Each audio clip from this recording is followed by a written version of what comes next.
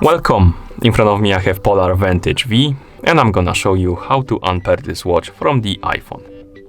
First, we need to open the settings on our watch, so let's press the back button to open the menu, then scroll down, find the settings icon, and tap on it. In settings, tap on General Settings, then tap on Pair and Sync.